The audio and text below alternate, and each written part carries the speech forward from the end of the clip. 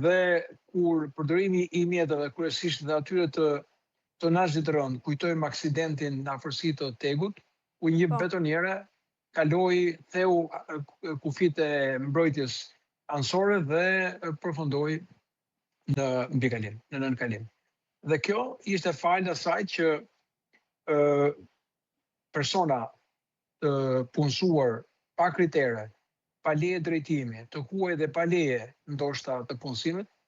krijuan atë lloj pasoje fatale që mund kishe pasur më shumë viktima nëse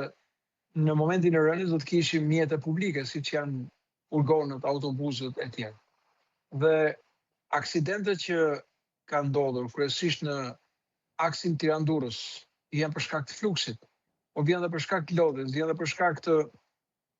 përdorimit të telefonave celulare dhe veprimet e policisë kryesisht kanë qenë nërmjet gjobave,